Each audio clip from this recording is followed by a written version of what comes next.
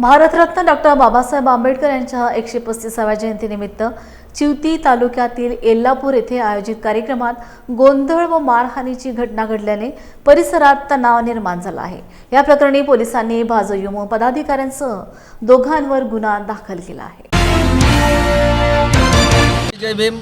आज दिनांक 14 एप्रिल 2026 आजच्या दिवशी विश्वरत्न डॉक्टर बाबासाहेब आंबेडकर यांची 135वी जयंती साजरी करत असताना आमच्या येल्लापूर गावामध्ये ती जयंती साजरी होत असताना त्या जयंतीमध्ये भाजपाचे अनुसूचित जातीचे युवा मोर्चाचे जिल्हाध्यक्ष सुबोध संजीव कुमार चिकटे यांनी जाणीवपूर्वक तो जयंतीचा कार्यक्रम उधळून लावण्यासाठी गावामध्ये येऊन आयोजक मंडळींना धमकावणे, शिवीगाळ करणे तसेच त्या कार्यक्रमामध्ये बाधा निर्माण करण्यासाठी त्या कार्यक्रमाला उपस्थित असलेले आमचे समाज बांधव सन्माननीय अमोल महेंद्र निकाडे यास मारहाण केली व त्यांनी संपूर्ण गावास धमकवण्याचा प्रयत्न केला।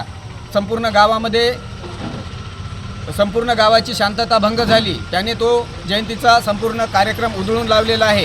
आम्ही डॉक्टर बाबासाहेब आंबेडकर यांच्या विचारांना मानणारे अनुयायी असल्यामुळे आम्ही न्याय मागण्यासाठी आज पोलीस स्टेशन चिवती येथे आलेलो आहोत।